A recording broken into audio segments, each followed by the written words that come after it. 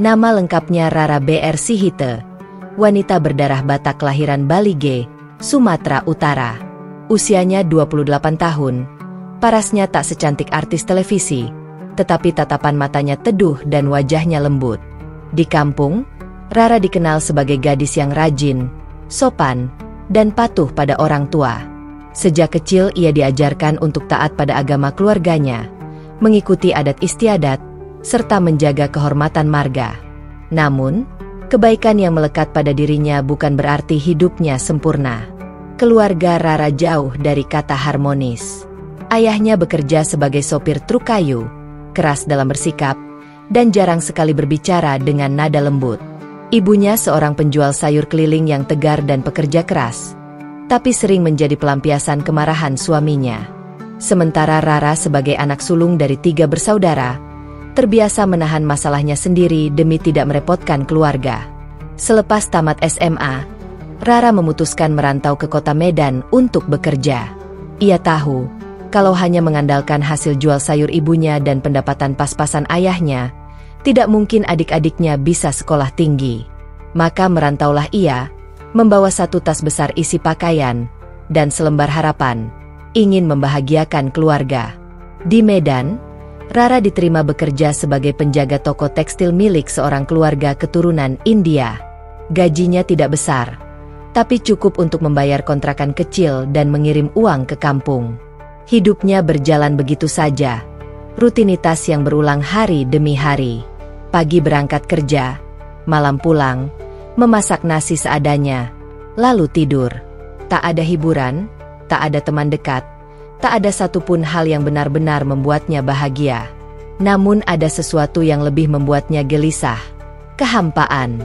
Entah sejak kapan, hidup terasa tak bermakna. Ia menjalani hari-hari seperti robot. Pulang kerja ia sering menatap langit-langit kamarnya sambil bertanya dalam hati, "Kenapa aku harus hidup? Untuk apa semua ini? Kenapa hatiku kosong sekali?"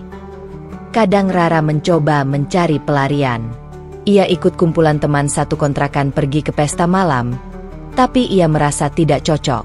Ia mencoba mengikuti ibadah di gereja dekat tempat kerjanya, tapi ia tetap tidak menemukan ketenangan. Bahkan, semakin ia mencari pelarian, semakin dalam rasa gelisah itu menyerangnya. Ia sering menangis diam-diam tanpa sebab. Sampai suatu hari, sesuatu terjadi dalam hidupnya. Sebuah momen sederhana yang justru menjadi titik balik. Malam itu hujan turun deras.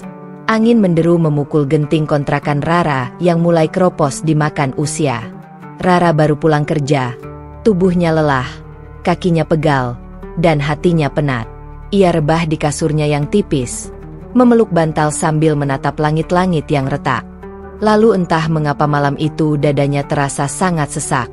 Ia mencoba memejamkan mata tapi air mata justru menetes tanpa ia sadari. Aku capek sekali, bisiknya lirih, seolah ada beban besar yang menghantamnya. Ia mencoba meluapkan kesedihan pada Tuhan dengan cara yang dulu diajarkan keluarganya. Ia berdoa, tapi bibirnya keluh, pikirannya kosong. Ia seperti kehilangan arah hidup. Dalam kegelisahan itu, Rara akhirnya tertidur. Ia tidak tahu sudah pukul berapa ketika terbangun lagi. Namun saat kedua matanya terbuka, suasana hening sekali. Hujan sudah reda, udara dingin menyelimuti kamar kecilnya, dan hanya suara tetesan air dari atap yang terdengar. Tapi kemudian, ada sesuatu yang lain. Sebuah suara yang belum pernah ia dengar begitu jelas sebelumnya. Allahu Akbar. Allahu Akbar. Suara itu datang dari kejauhan. Lembut, namun kuat. Tenang, namun penuh makna. Rara bangkit duduk perlahan. Ia tak tahu mengapa dadanya tiba-tiba terasa hangat. Ia berjalan pelan ke jendela dan membukanya sedikit. Dari kejauhan, suara itu terus menggema, menenangkan, menembus ke relung hati yang paling dalam. Lalu disusul lantunan berikutnya. Asyhadu an la ilaha illallah. Apa itu? Gumam Rara.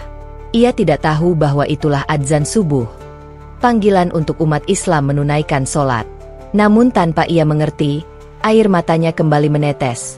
Kali ini bukan karena sedih, tapi, entah kenapa, karena tersentuh. Ada sesuatu dalam suara itu yang begitu damai, begitu menenangkan, begitu menyembuhkan. Sejak malam itu, hidup Rara berubah sedikit demi sedikit, tanpa ia sadari. Keesokan harinya saat bekerja, pikiran Rara masih memikirkan suara misterius itu. Ia memandangi pelanggan keluar masuk toko tanpa benar-benar fokus. Rekan kerjanya, Mei, seorang gadis muslimah berhijab, berkali-kali bertanya apakah ia sakit. Rara menggeleng. Ia tak tahu harus menjelaskan apa. Malam berikutnya, ia terbangun lagi sebelum subuh. Lagi-lagi suara itu datang. Ia tak menunggu. Begitu adzan berkumandang, ia sudah duduk di sudut kamarnya, memeluk lutut, dan mendengarkan sampai selesai. Dan kejadian itu terus berulang. Setiap malam ia gelisah. Setiap subuh ia merasa tenang. Apa sebenarnya yang sedang terjadi padaku? Batinnya. Ia mencoba mencari jawaban. Tapi ia takut bertanya pada orang lain. Ia takut dianggap aneh. Ia takut keluarganya mendengar bahwa ia tertarik mempelajari agama lain. Maka ia memendam semuanya sendiri. Sampai suatu hari, ia mendengar dua pembeli di toko berbicara tentang masjid dan adzan. Ia memberanikan diri bertanya pada Mei setelah toko sepi. Mei, boleh aku tanya sesuatu? Rara membuka percakapan dengan hati-hati. Boleh. Tanya aja. Jawab Mei tersenyum. Apa itu? Adzan. Mei sempat terkejut. Tapi ia menjawab lembut. Adzan itu panggilan untuk sholat. Rar. Panggilan untuk umat Islam. Rara menahan napas. Otot tubuhnya menegang. Hatinya berdebar. Jadi suara yang ia dengar selama ini adalah panggilan ibadah? Kenapa tanya adzan? Mei penasaran. Rara ragu sejenak, lalu menjawab lirih. Karena, aku merasa damai saat mendengarnya. Sejak percakapan itu, roda perjalanan hidup Rara mulai bergerak memasuki arah yang tak pernah ia bayangkan sebelumnya. Ia tidak tahu bahwa sebuah panggilan dari langit baru saja merobek tirai hatinya dan menuntunnya pada perjalanan panjang. Perjalanan menuju cahaya yang kelak akan mengubah seluruh hidupnya.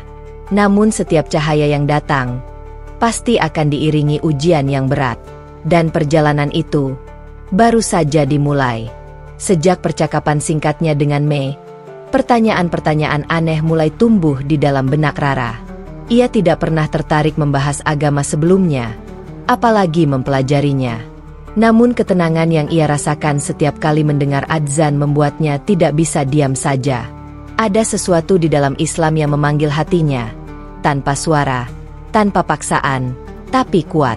Hari-hari berikutnya, rasa penasaran itu berkembang menjadi keinginan. Ia ingin tahu lebih banyak. Ia ingin mengerti bagaimana mungkin satu lantunan panggilan sholat bisa mengguncang hatinya begitu dalam. Namun di sisi lain, ia diliputi ketakutan. Ia paham bahwa keluarganya sangat menentang hal semacam itu. Bagi mereka, agama adalah warisan yang tidak boleh diubah. Dan siapapun yang keluar dari keyakinan leluhur dianggap pengkhianat keluarga. Rara bimbang, tetapi hatinya tidak lagi bisa menolak rasa yang tumbuh. Suatu sore, toko sedang sepi. Hanya ada Rara dan Mei merapikan gulungan kain di etalase. Sudah beberapa hari Rara ingin bertanya lebih jauh kepada Mei, tapi ia selalu ragu. Hingga akhirnya ia memberanikan diri. Mei, kamu sibuk nanti malam? Tanya Rara pelan. Enggak juga. Kenapa? Rar. Aku cuma mau tanya-tanya soal Islam. Tapi kalau kamu keberatan, enggak apa-apa. Mata Mei langsung berbinar. Ia tidak menduga Rara benar-benar tertarik mempelajari Islam. Kenapa harus keberatan? Aku malah seneng kalau kamu pengen tahu. Tapi, kalau kamu nggak nyaman bahas di sini, Gimana kalau nanti habis kerja kita nongkrong sebentar? Rara mengangguk. Malam itu, setelah toko tutup, mereka pergi ke sebuah warung mie Aceh di sudut jalan. Tidak terlalu ramai, suasananya hangat. Rara tampak gugup. Ia bahkan tidak langsung makan, hanya memainkan sendok sambil berpikir harus mulai dari mana. Aku nggak tahu harus tanya apa dulu, kata Rara akhirnya. Tapi, gimana cara kamu yakin sama agama kamu? Pertanyaan itu mengejutkan Mei. Kebanyakan orang bertanya hal-hal praktis tentang Islam, tentang sholat, puasa, atau hijab. Tapi Rara langsung menyentuh inti, keyakinan. Aku yakin karena Islam bikin hati aku hidup. Islam gak cuma ngomongin ritual, tapi juga tujuan hidup. Tentang kenapa kita diciptakan, untuk apa kita hidup, dan kemana kita akan kembali, jawab Mei lembut. Islam menjawab kegelisahan aku. Lanjutnya, aku dulu galau banget. Hidup kayak gak ada arah. Tapi setelah belajar Islam, aku nemu ketenangan. Karena ternyata, manusia itu nggak diciptakan untuk hidup tanpa tujuan. Rara terdiam. Kata-kata itu seperti tokoh asing yang tiba-tiba hadir membawa jawaban yang selama ini ia cari. Hidup nggak diciptakan tanpa tujuan. Kalimat itu menggantung lama di benaknya. Emang kenapa kamu tertarik? Tanya Mei balik. Rara menatap jauh keluar jendela, ke arah lampu jalan yang remang. Aku dengar suara adzan. Dan entah kenapa, setiap mendengarnya, aku merasa damai. Mei tersenyum. Itu pertolongan Allah. Hidayah bisa datang lewat apa saja. Ada yang lewat musibah, ada yang lewat teman, ada yang lewat keresahan. Dan kamu, Rar, Allah panggil lewat adzan. Hati Rara bergetar mendengarnya. Sejak malam itu, Rara semakin sering bertanya tentang Islam kepada Mei. Setiap ada waktu senggang saat menjaga toko, mereka berbicara tentang hal-hal dasar. Siapa Allah? Apa itu tauhid? Kenapa orang Islam sholat? Apa itu takdir? Dan apa tujuan hidup seseorang menurut Islam? Namun dalam pencarian itu, Rara tak ingin gegabah. Ia tidak ingin masuk Islam hanya karena emosi sesaat atau sekadar ikut-ikutan. Sebelum mengambil keputusan besar, aku harus yakin, katanya pada dirinya sendiri. Aku harus belajar dulu. Suatu hari, Mei mengajak Rara ke rumah Ustazah Salsabila, seorang guru ngaji yang sering mengajar mualaf secara privat. Kalau kamu serius mau belajar, kata Mei, lebih baik belajar langsung sama orang yang paham. Aku bisa ngajarin kamu, tapi aku takut salah.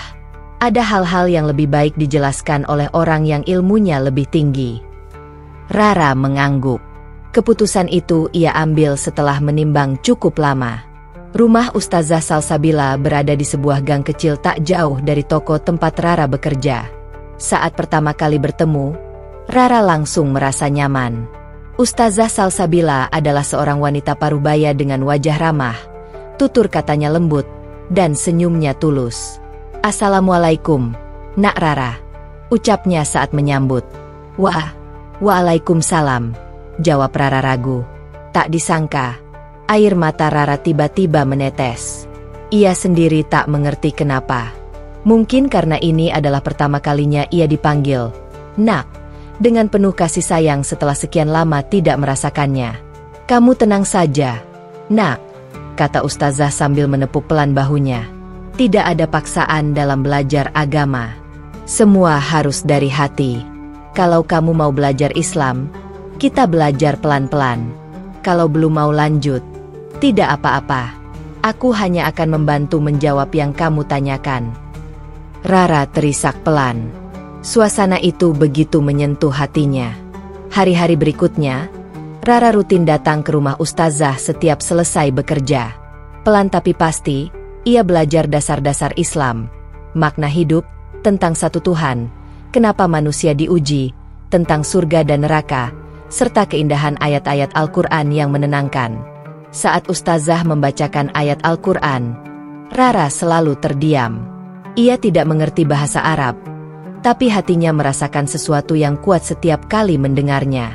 Seperti sebuah pesan yang menembus hati tanpa butuh terjemahan. Suatu hari, Ustazah menuliskan sesuatu di kertas dan memberikannya pada Rara. Ini adalah surat pertama dalam Al-Quran. Namanya Al-Fatihah. Coba baca terjemahannya. Dengan tangan sedikit bergetar, Rara membaca. Dengan menyebut nama Allah yang Maha Pengasih lagi Maha Penyayang. Segala puji bagi Allah, Tuhan semesta alam, yang Maha Pengasih, Maha Penyayang, yang menguasai hari pembalasan. Hanya kepada Engkaulah kami menyembah dan hanya kepada Engkaulah kami memohon pertolongan. Tunjukilah kami jalan yang lurus, yaitu jalan orang-orang yang telah Engkau beri nikmat, bukan jalan mereka yang dimurkai dan bukan pula jalan mereka yang sesat.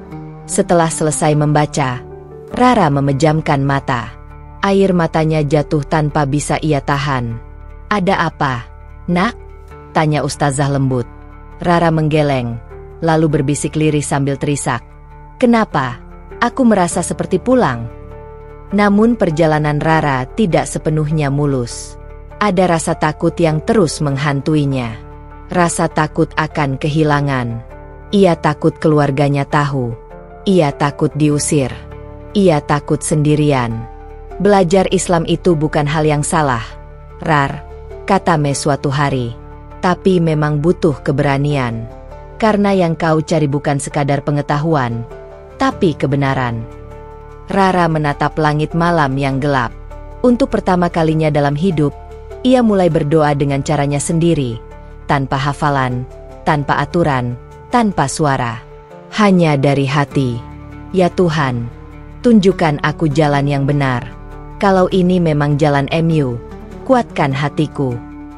Dan perlahan, jawabannya akan datang, membawanya pada keputusan terbesar dalam hidupnya. Hari-hari Rara kini dipenuhi dua warna yang bertolak belakang, ketenangan dan ketakutan. Sejak mempelajari Islam bersama Ustazah Salsabila, ia mulai merasakan kedamaian yang tak pernah ditemukan sebelumnya. Namun di sisi lain, setiap kali membayangkan reaksi keluarganya apabila mereka tahu ia tertarik pada Islam, tubuhnya bergetar. Ia tahu konsekuensinya akan berat, sangat berat. Namun semakin ia mempelajarinya, semakin ia mencintai Islam. Bukan karena ikut-ikutan orang lain, bukan pula karena alasan duniawi.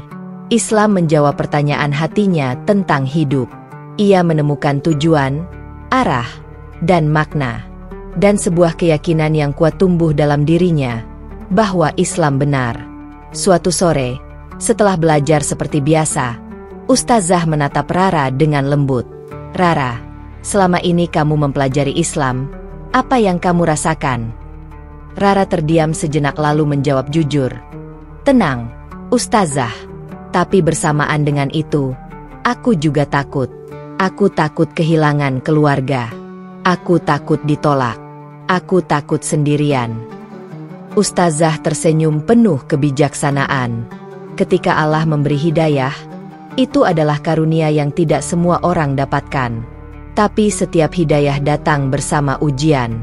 Jika kamu benar-benar mencari kebenaran, kamu harus siap mempertahankannya. Keyakinan tidak bisa hanya diucapkan di bibir, tapi harus diperjuangkan dengan hati dan keberanian. Bagaimana kalau aku tidak kuat? Tanya Rara lirih. Allah tidak akan memberi ujian di luar batas kesanggupan hambanya, jawab Ustazah. Kalau kamu memilih jalan ini, kamu tidak akan sendirian. Allah bersamamu. Kata-kata itu menghujam ke dalam hati Rara. Ia memejamkan mata, menahan air mata yang nyaris jatuh. Kalaupun harus kehilangan segalanya di dunia, asalkan aku tidak kehilangan Allah, aku siap, bisiknya dalam hati.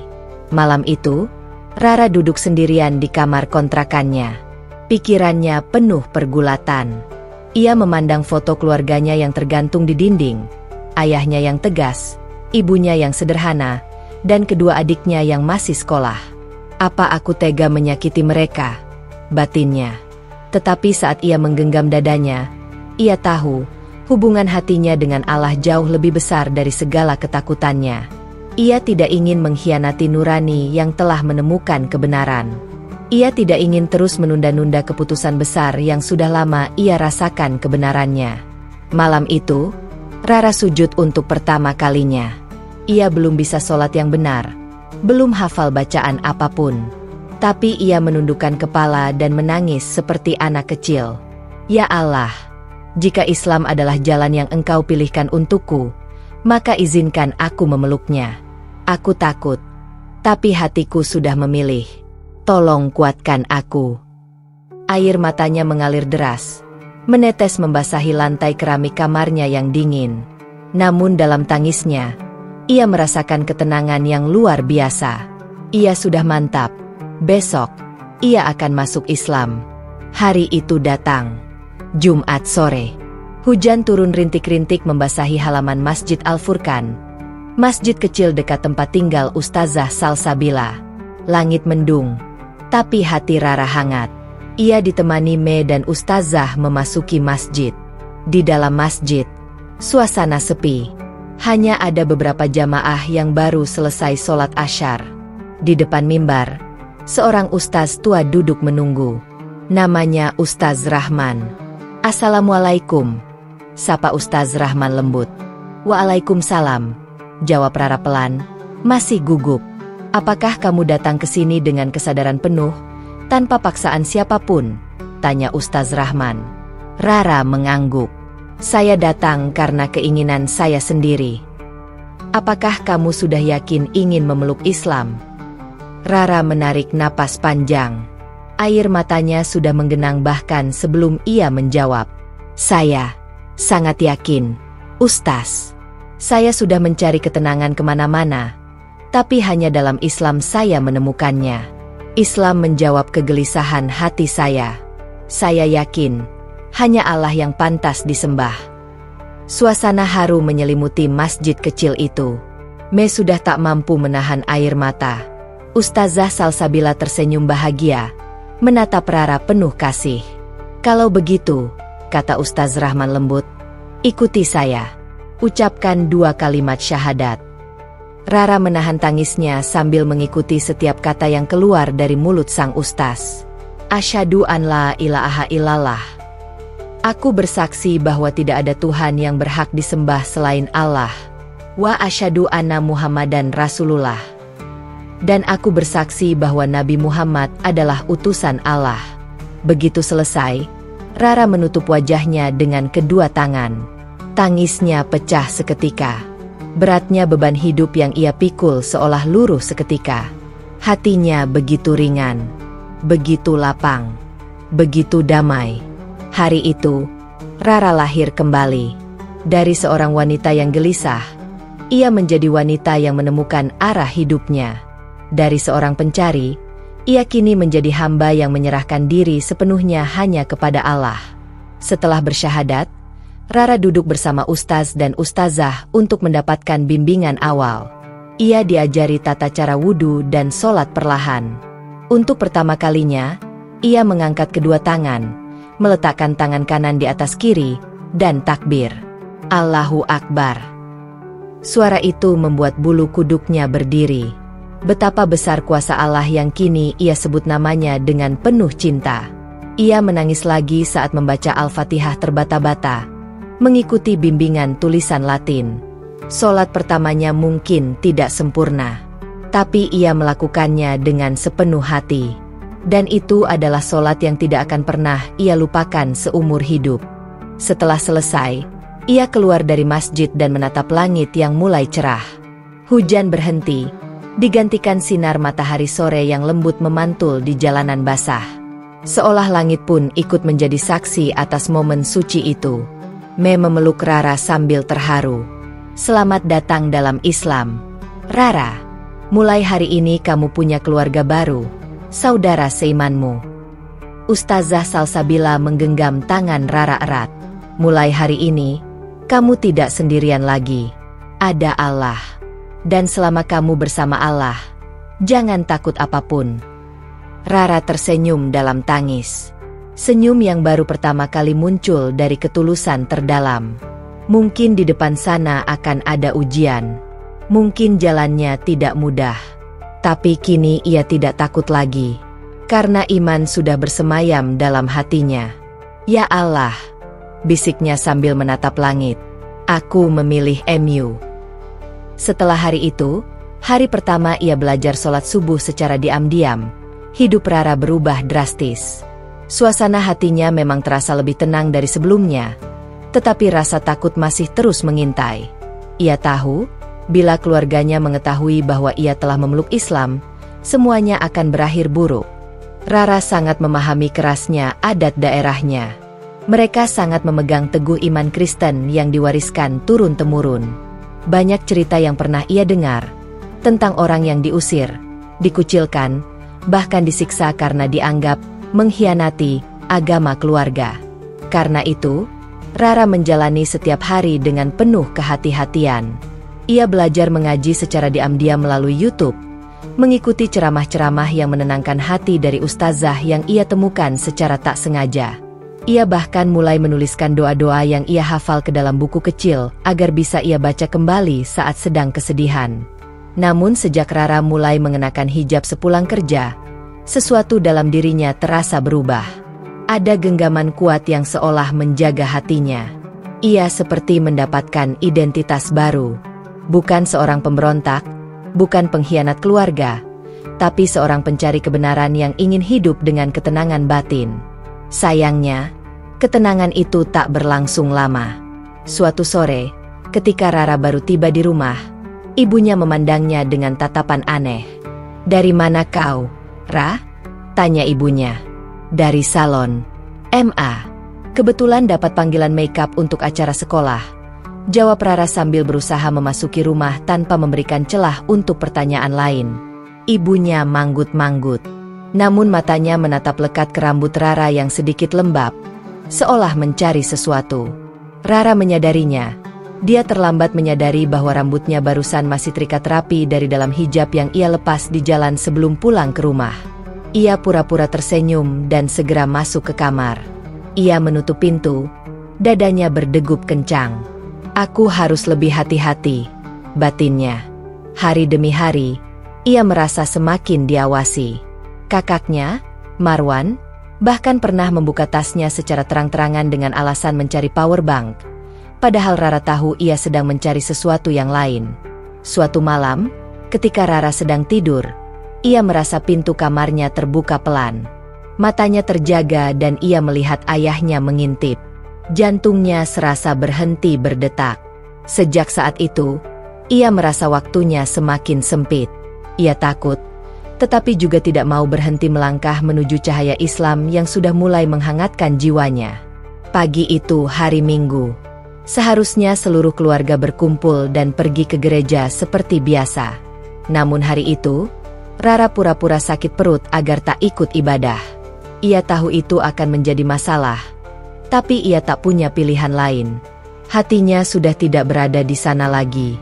Ia tak sanggup berdiri di ruang yang membuat dadanya sesak. Tapi ia tetap menunjukkan wajah sopan. Ia tak ingin terlihat memberontak. "Baiklah, kau istirahat di rumah. Tapi nanti kami bawa roti dan obat mak," kata ibunya sebelum berangkat. Begitu pintu rumah tertutup, Rara menahan napas.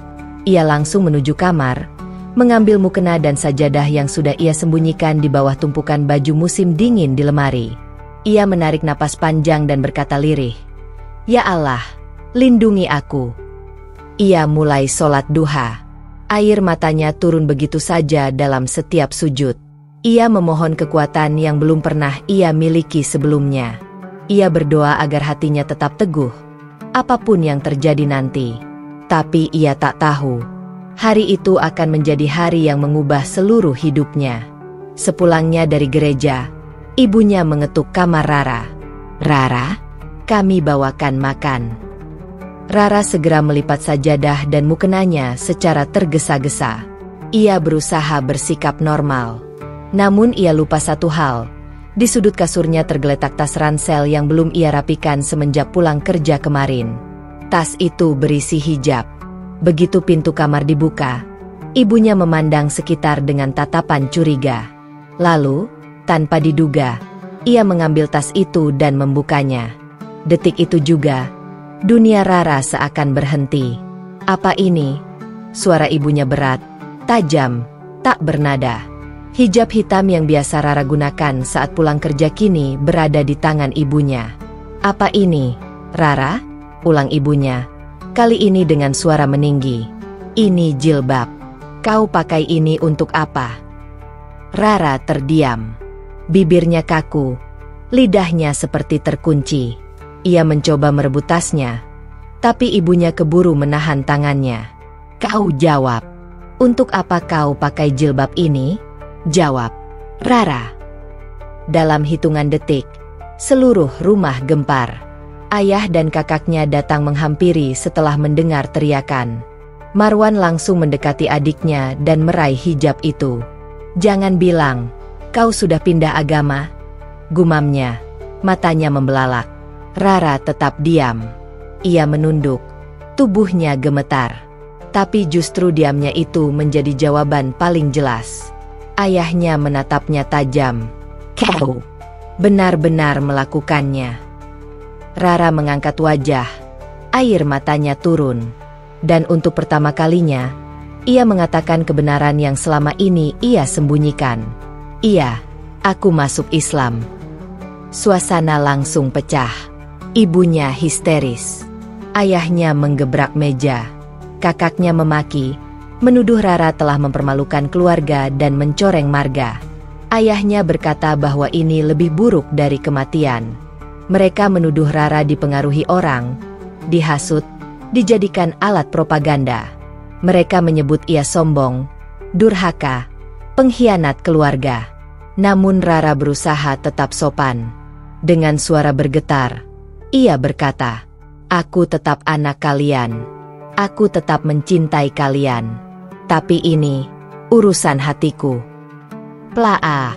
Sebuah tamparan keras mendarat di pipinya. Ibunya menangis sambil memegang dada.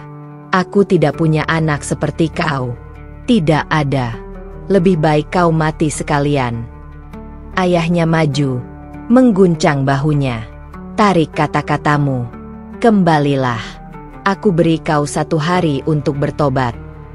Rara menatap ayahnya dengan mata berkaca-kaca. "Ayah, aku juga beribadah kepada Tuhan. Aku hanya berbeda cara." Kali ini Marwan yang mendorongnya hingga terjatuh. Islam sudah mencuci otaknya. Hari itu, Rara dikurung. Tidak boleh keluar rumah, tidak boleh memegang handphone, tidak boleh keluar kamar. Bahkan mereka mengunci jendela dan memaku ventilasi kamar demi memastikan Rara tidak terpengaruh lagi. Ia baru menyadari, badai sesungguhnya baru saja dimulai. Hari itu menjadi awal kurungan panjang Rara di rumahnya sendiri. Semua aksesnya diputus. Ponselnya disita, pintu kamarnya dikunci dari luar, bahkan jendela dan ventilasi ditutup agar ia tidak bisa berkomunikasi dengan siapapun. Ia seolah dianggap penjahat. Namun lebih dari sekadar dikurung, ada sesuatu yang lebih berat. Rara dipaksa untuk meninggalkan Islam. Pagi pertama setelah pengakuannya menjadi mualaf, ayahnya datang membangunkannya paksa. "Berdiri. Kau ikut kami," kata ayahnya tegas. Rara mencoba bertanya akan dibawa kemana, tetapi ayahnya hanya menggeleng dan menatapnya tajam. "Tak perlu tanya. Yang perlu kau lakukan hanya ikut."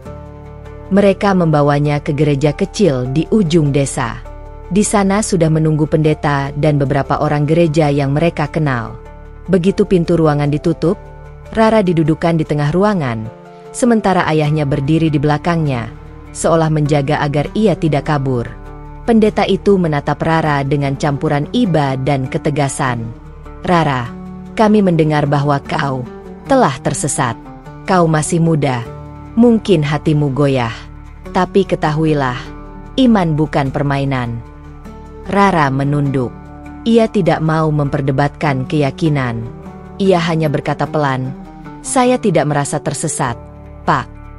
Ucapan itu langsung membuat suasana berubah tegang. Pendeta menatapnya dalam-dalam.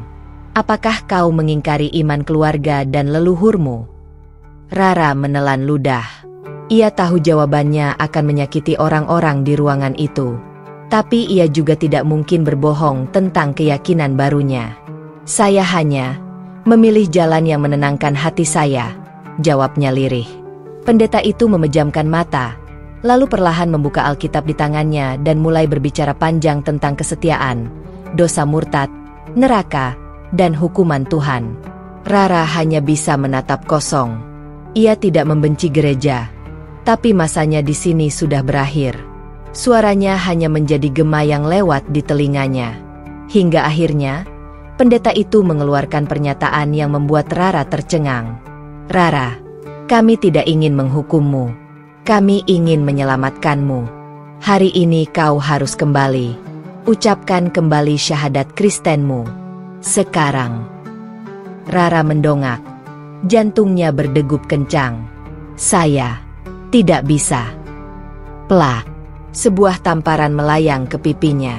Kali ini bukan dari ibunya, melainkan dari kakaknya, Marwan, yang sedari tadi berdiri di sisi ruangan. Kau memalukan.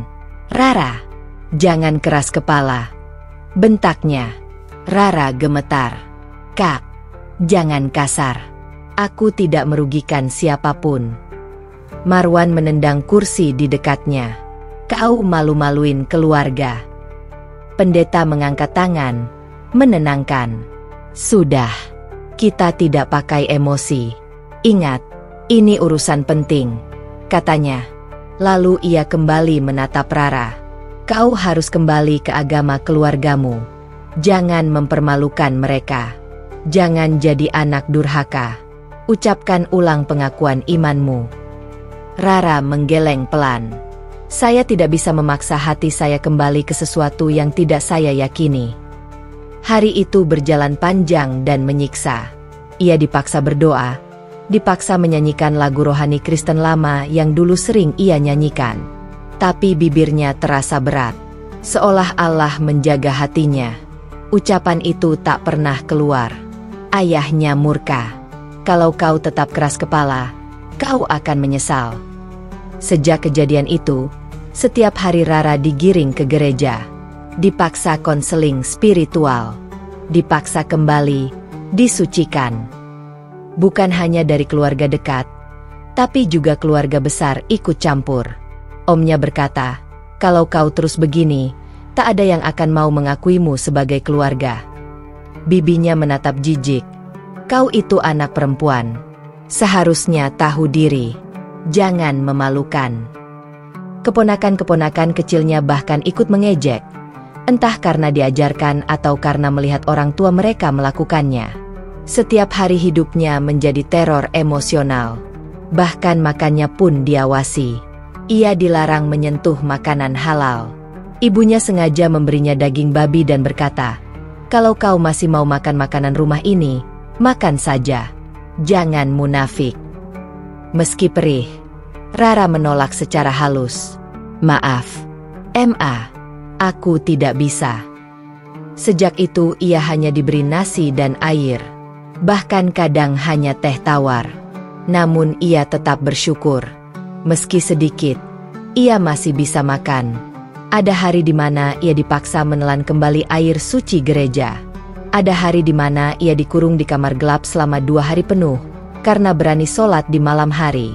Ada juga masa ketika ia dimarahi habis-habisan hanya karena kedapatan membawa buku kecil yang berisi catatan doa Islam.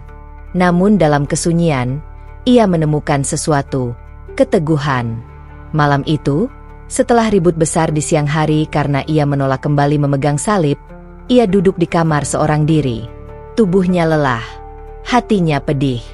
Ia merasa seperti bukan lagi anak dalam keluarganya sendiri. Rasanya seperti tak ada lagi yang percaya padanya. Ia menangis lama.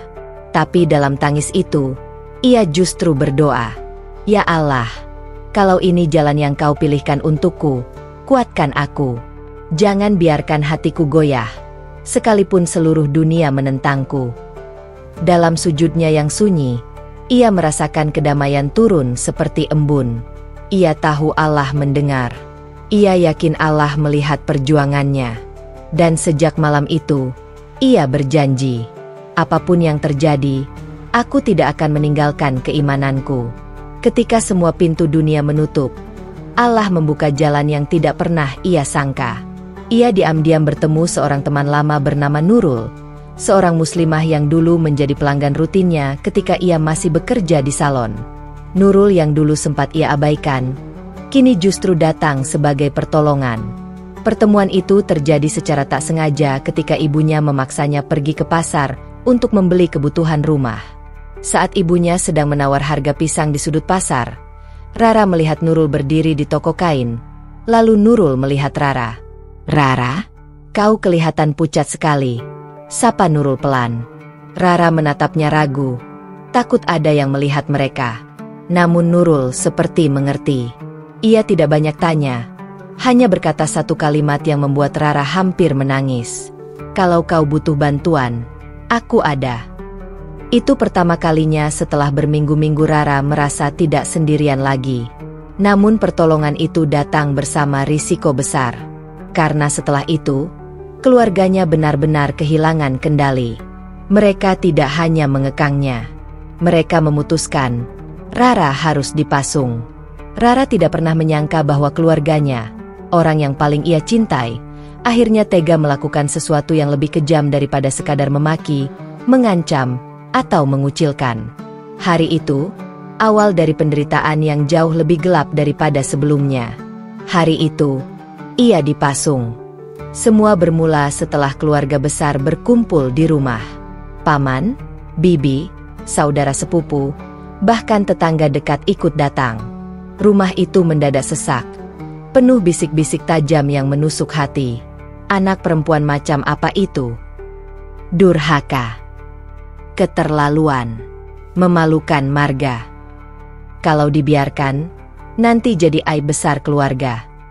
Rara hanya duduk di kursi ruang tamu, dikelilingi pandangan penuh kebencian. Ibunya berdiri mematung, sementara ayahnya duduk dengan rahang mengeras. Di hadapan mereka semua, Marwan, kakak Rara, berdiri sambil menunjuk Rara seolah ia seorang kriminal. Dia bukan sekadar keras kepala. Dia sudah kerasukan.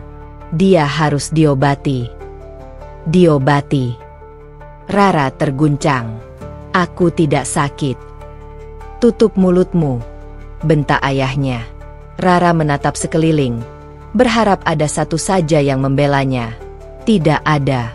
Bahkan beberapa saudaranya menuntut agar Rara dibawa ke dukun untuk dikeluarkan setan dari tubuhnya.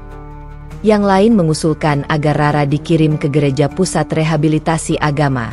Namun ada satu usulan yang akhirnya disetujui. Pasung saja dia dulu, sampai pikirannya waras. Dan keputusan itu diketok begitu saja, tanpa Rara diberikan kesempatan berbicara. Rara digiring ke kamar belakang, ruangan gudang tua yang jarang dipakai. Tangannya diikat ke tiang kayu menggunakan rantai dan gembok. Marwan menarik rantai itu kuat-kuat sementara ayahnya menguncinya. Rara berteriak, menangis, memohon, tapi tidak ada yang peduli. Ibu Rara hanya berdiri di sudut ruangan sambil menutup telinga. Ia menangis, tapi tak berkata apa-apa. Ketakutan telah membungkamnya. "Ini semua salahmu sendiri," katanya lirih. "Kau keras kepala, jadi beginilah akibatnya." Kata-kata itu menghancurkan hati Rara lebih dari apapun. Hari pertama berlalu dengan perlahan dan menyakitkan. Rara duduk di lantai semen dingin. Tangan terikat rantai hingga lengannya memar. Tidak ada bantal, tidak ada alas tidur, hanya kain bekas yang sudah sobek. Ia diberi makan hanya sekali sehari, itu pun hanya nasi dingin dan air keran. Hari kedua, tubuhnya mulai menggigil. Tapi yang paling menyakitkan bukan fisiknya, melainkan kesepian. Tidak ada teman bicara, tidak ada cahaya masuk. Ia tak diizinkan keluar. Bahkan untuk ke kamar mandi sekalipun ia harus ditemani dengan rantai masih terikat. Hari ketiga, ia mulai bicara pada dirinya sendiri agar tidak kehilangan akal. "Allah bersamaku. Ini hanya ujian. Ini tidak akan selamanya." Ia mengulang kalimat itu seperti zikir.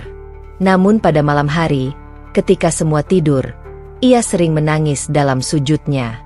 Bersujud tanpa sajadah, tanpa mukena, hanya di lantai yang dingin. Tapi ia tetap sujud. Imannya satu-satunya yang tersisa saat itu. Hari keempat, ayahnya datang membawa seorang pendeta gereja. Mereka mencoba lagi memaksanya kembali ke agama lama. Pendeta itu duduk di kursi dekatnya sementara Rara tetap terikat di lantai. "Anakku, kau tidak harus hidup seperti ini. Tinggalkan agama itu. Kembalilah," katanya lembut. Rara hanya diam. Pendeta itu menyerahkan air suci kepadanya. "Minum ini, sebagai tanda kau siap kembali." Rara menatap air itu. Lalu ia menatap pendeta itu. "Air itu tidak bisa menghapus keyakinanku," jawabnya pelan. Pendeta itu menatap iba namun juga kecewa. "Kalau begitu, aku tidak bisa membantumu lagi." Begitu pendeta pergi, ayahnya langsung menendang kaleng di dekatnya sambil menggeram marah. "Selama kau masih hidup di rumah ini, kau harus mengikuti aturan kami." Hari-hari berikutnya semakin berat. Badannya mulai kurus. Tangannya mulai lecet berdarah karena rantai. Kepalanya sering pusing karena kurang makanan. Tapi imannya tetap bertahan. Setiap malam ia membaca Al-Fatihah, satu-satunya surat yang paling ia hafalkan. Namun pada suatu malam, ujian terbesarnya datang. Marwan masuk ke gudang membawa rotan panjang. Ia mengatakan sesuatu yang membuat darah Rara membeku. "Kau tidak akan keluar dari sini sampai kau memohon ampun dan kembali. Kalau tidak mau, kita buat caranya. Kalau kau masih keras kepala, kita bisa buat kau tidak bisa sholat lagi seumur hidup." Ia menatap adiknya dengan pandangan keji. Ancaman itu sangat jelas, sangat gelap. Rara panik. Ia berteriak memanggil ibunya, tapi tak ada respons. Marwan semakin mendekat sambil mematah-matahkan rotan di tangannya. Tapi tiba-tiba seseorang berteriak dari luar, "Bang! Jangan macam-macam. Ini sudah melewati batas." Itu suara seorang perempuan. Suara itu, Rara mengenalnya. Nurul datang bersama dua orang rekannya dari sebuah komunitas pembina mualaf. Ia memaksa masuk ke rumah Rara. Awalnya keluarga menolak mentah-mentah kedatangan mereka. Namun Nurul berani. "Kami datang karena ada laporan kriminal. Memasung orang itu melanggar hukum. Kalau kalian tidak membukanya sekarang, kami akan lapor polisi desa. Kami punya bukti." Suara keras itu membuat suasana mendadak kacau. Keributan besar pecah di ruang tamu. Teriakan, caci maki, ancaman, semua tumpah. Namun setelah perdebatan panjang yang melelahkan, ayah Rara akhirnya tidak punya pilihan selain membuka pemasungan itu. Mereka takut perkara ini benar-benar masuk ranah hukum. Rantai itu akhirnya dilepas. Tangan Rara bebas untuk pertama kalinya setelah berhari-hari. Ia jatuh tersungkur, lemas, tapi air matanya mengalir deras. Nurul memeluknya erat, berkata, "Allah tidak pernah meninggalkanmu. Ra, kamu tidak sendirian." Hari itu, pertama kalinya dalam hidup Rara, ia merasakan makna ukhuwah sesungguhnya. Tapi meski rantai telah lepas, penderitaannya belum selesai. Karena setelah itu, keluarganya justru mengambil keputusan yang lebih kejam. Rara diusir dari rumah. Hari ketika rantai besi itu dilepaskan seharusnya menjadi awal kebebasan bagi Rara. Namun kenyataannya justru berbeda. Lepas dari pasungan bukan berarti bebas, karena hukuman berikutnya jauh lebih menyakitkan. Ia diusir dari rumah, dari keluarganya sendiri. Setelah Nurul dan dua orang rekannya berhasil memaksa keluarga Rara membukanya dari pemasungan dengan ancaman akan melapor ke polisi, suasana rumah menjadi kacau. Ayah Rara marah besar karena merasa harga dirinya diinjak. Bagi mereka, urusan keluarga tidak pantas dibawa keluar rumah. Ditambah lagi, fakta bahwa orang luar ikut campur membuat kemarahan ayahnya semakin memuncak. Beberapa jam setelah kepergian Nurul, keluarga kembali berkumpul di ruang tamu. Rara dipanggil. Tubuhnya masih lemas. Lengannya penuh bekas luka merah bekas gesekan rantai, namun ia tetap memaksakan diri berdiri. Ia tahu, ini belum selesai. Ayahnya menatap tajam. Rahangnya mengeras. Suaranya berat namun tegas. "Mulai hari ini, Kau bukan lagi anak kami." Ucapan itu jatuh begitu saja, dingin, tanpa ampun. Dunia Rara seakan berhenti berputar. "Pak," suara Rara bergetar pelan. "Aku tidak bermaksud melawan. Aku hanya..." "Diam," potong ayahnya. "Jangan pakai kata bermaksud baik lagi. Kau mempermalukan keluarga. Kau memilih agama yang tidak kami akui. Maka kau juga tidak lagi bagian dari keluarga ini." Ibunya mencoba menahan tetapi hanya dengan pandangan sendu, bukan keberanian. "Pergilah, Rara. Kalau kau tetap mau dengan agamamu itu, pergilah. Kami tidak bisa menerimanya." "Kak," Rara menoleh pada Marwan, berharap sedikit belas kasih dari abang kandungnya. Namun Marwan justru berkata tanpa ragu, "Pergi sebelum bapak benar-benar hilang kesabaran." Suasana menjadi hening. Rara berdiri terpaku, menatap mereka satu persatu. Orang-orang yang ia sayangi, orang yang ia bela mati-matian selama ini, kini serempak mengusirnya. "Kalau aku pergi, aku tidak boleh pulang lagi?" tanya Rara dengan suara hampir tak terdengar. Ayahnya menjawab tanpa ragu, "Tidak, selamanya." Semua terjadi begitu cepat. Ayahnya menunjukkan selembar kertas. "Ini formulir perubahan kartu keluarga. Mulai hari ini namamu tidak lagi tercantum sebagai anggota keluarga," katanya datar. "Tanda tangani surat pernyataan keluar rumah dan mandiri." Rara terpaku. "Keluarga sendiri? Menghapus aku dari keluarga?" "Bukan kami yang menghapusmu," kata ibunya dengan suara bergetar. "Kau yang memilih pergi sendiri." Kalimat itu menusuk hati Rara paling dalam. Seolah semua yang terjadi salahnya seorang diri. Seolah tidak ada air mata, tidak ada perjuangan yang ia lakukan, tidak ada cinta yang ia berikan selama ini. Semua terhapus hanya karena ia memilih Islam. Namun air matanya berhenti. Sorot matanya berubah. Bukan lagi sedih, melainkan tegar. "Baik," katanya pelan. "Kalau ini jalan yang kalian pilih untukku, aku akan pergi. Tapi satu hal yang ingin aku bilang sebelum aku keluar dari pintu ini, aku tidak benci kalian. Aku tetap mencintai kalian. Selalu." Ia menandatangani surat itu dengan tangan bergetar. Bukan karena ragu, tapi karena perpisahan memang selalu menyakitkan. Terlebih lagi jika dipaksa oleh orang yang seharusnya melindungi. Rara hanya diperbolehkan membawa pakaian dan dompetnya, tidak lebih. Semua barang lain dianggap milik keluarga, termasuk gajinya yang selama ini ia serahkan pada ibunya untuk membantu rumah. Termasuk sepeda motor bekas miliknya, kata mereka itu, sudah jadi milik keluarga. Bahkan ponselnya masih ditahan. Ia keluar hanya dengan satu tas ransel tua, sepatu yang talinya putus sebelah, dan hati yang patah. Saat ia melangkah keluar rumah, pintu tertutup keras di belakangnya. Tidak ada pelukan, tidak ada maaf, tidak ada air mata perpisahan. Seolah ia benar-benar sudah mati bagi mereka. Langit sore itu mendung berat, seperti ikut menyaksikan derita seorang anak manusia yang dibuang karena keyakinan. Untuk pertama kalinya dalam hidupnya, ia tidak punya rumah lagi, tidak punya tempat pulang. Rara berjalan tanpa arah. Langkahnya terus membawa tubuhnya yang lemah menyusuri jalanan desa. Hingga pada akhirnya ia berhenti di depan sebuah masjid kecil di pinggir kota. Masjid itu sepi. Adzan maghrib baru saja usai. Ia berdiri ragu di depan pagar, takut ditolak. Seorang perempuan berhijab yang duduk di serambi masjid menatapnya lembut. "Assalamualaikum, Dik. Kau mencari seseorang?" Rara langsung menunduk.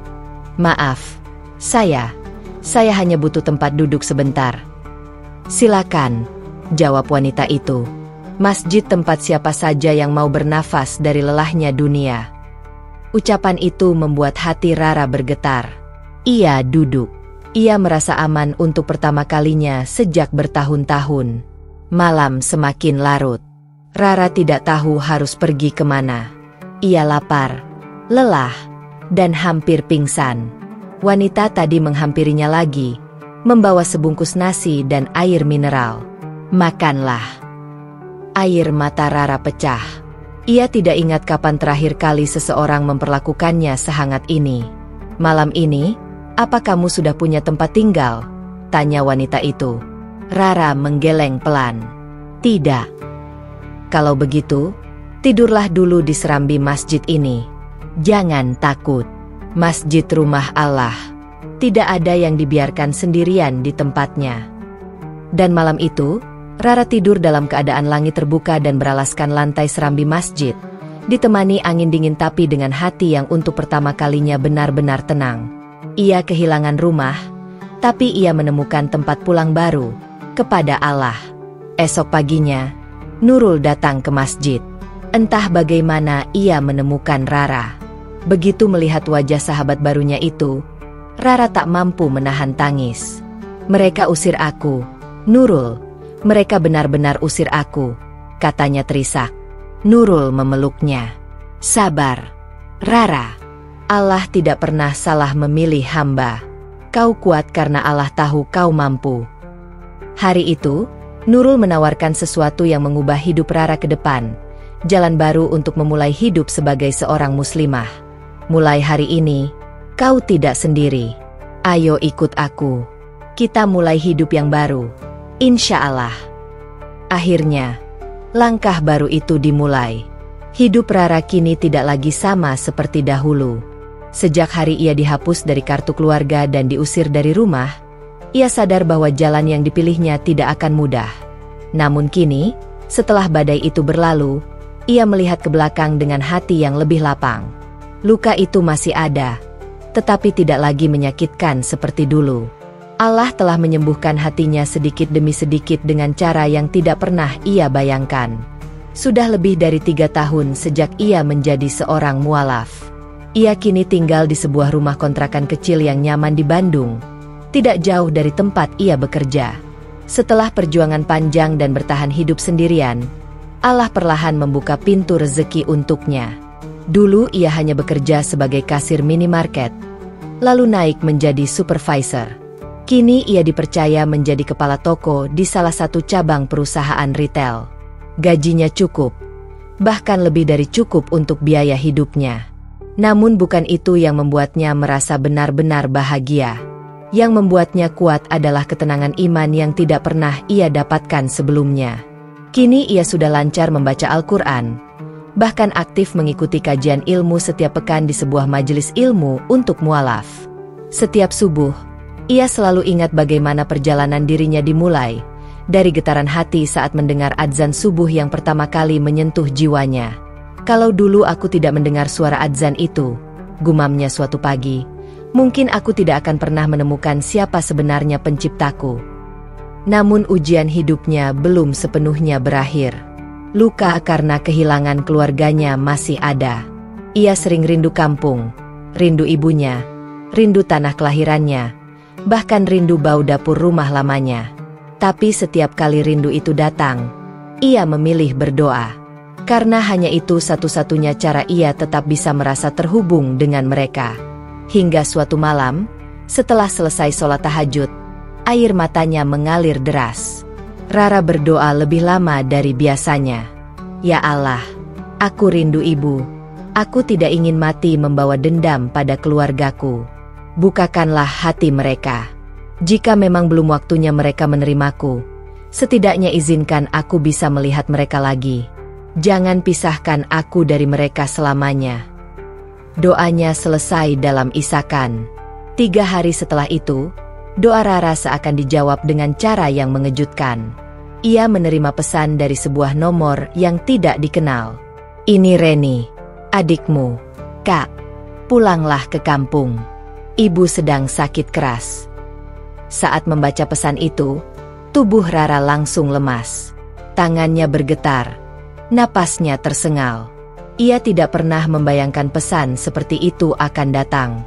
Antara takut, cemas, bahagia, dan bingung, semuanya bercampur. Ia menatap layar ponselnya lama sekali, seolah tidak yakin ini nyata. Kak, dengar ya. Aku tahu kamu masih marah sama kami. Tapi sekarang bukan saatnya membahas masa lalu. Kalau kamu masih menganggap diri kamu anak ibu, pulanglah sebelum terlambat. Kalimat itu membuat Rara menangis sejadi-jadinya. Dia tahu hidup tidak bisa diulang. Waktu tidak bisa diminta berhenti. Dan penyesalan selalu datang di akhir. Tanpa pikir panjang, Rara mengambil cuti kerja dan memesan tiket bus ke kampung halamannya. Perjalanan 16 jam itu terasa sangat panjang. Selama perjalanan, ia hanya membaca Al-Quran dan memohon kekuatan. Sesampainya di rumah, rasa gugup membuat langkahnya berat. Ia berdiri di depan rumah yang dulu ia tinggalkan dalam keadaan luka dan kemarahan. Rumah itu tampak masih sama, sederhana, berdinding papan, dengan teras kecil dan kursi tua di depan jendela. Tempat ia melewati masa kecilnya bersama keluarga. Tapi ketika ia melangkah masuk, semua berubah. Rara melihat ibunya terbaring lemah di ruang tengah. Wajah ibunya pucat, tubuhnya sangat kurus, bahkan tulangnya terlihat menonjol dari kulit. Nafasnya lirih, seperti sedang berjuang melawan rasa sakit yang besar. "Ibu," kata Rara pelan, suaranya bergetar. "Hening." Semua orang di rumah itu langsung menoleh. Ada tatapan terkejut, ada yang marah, ada yang sinis. Terutama ayahnya. Ayah berdiri kaku di samping ranjang ibu dengan tatapan tajam penuh amarah. Seolah kehadiran Rara adalah hal yang paling tidak diinginkan di dunia ini. "Kau masih berani pulang setelah mengkhianati keluarga?" Suara ayahnya meledak. Rara menunduk. Air matanya jatuh. Tapi ia tetap melangkah maju. Ia tidak lagi sama seperti dulu. Ia kini memilih berbicara dengan hati yang lembut. "Ayah, aku pulang bukan untuk bertengkar. Aku pulang karena aku anak ibu. Kalau memang ayah belum bisa menerima aku, tidak apa. Tapi izinkan aku memegang tangan ibu." Ayah mengepalkan tangan. Rahangnya mengeras. "Kau bukan darah kami lagi. Kau bukan lagi keluarga kami." Saat itu, Reni berdiri dan menengahi. "Yah, jangan sekarang. Ibu butuh ketenangan. Biarkan Kak Rara bicara dulu." Rara mendekat ke sisi ibunya dan menggenggam tangannya. Tangan itu dingin, tapi masih terasa kehangatan seorang ibu. Air mata Rara menetes di jemari ibunya. "Ibu, ini Rara," ucapnya sambil menangis. Kelopak mata ibu bergerak, perlahan terbuka. Matanya tampak lemah, tapi ia seperti mengenali suara itu. "Rara, anakku." Suara ibu lirih dan terbata. "Kau pulang." Rara menangis makin keras. Ia memeluk ibunya hati-hati. "Ibu, maafkan Rara. Rara nggak ingin pergi, tapi Rara harus jujur pada diri sendiri. Rara cuma ingin tenang." Ibu memegang pipi Rara. Tatapannya lembut, penuh cinta yang tidak pernah mati.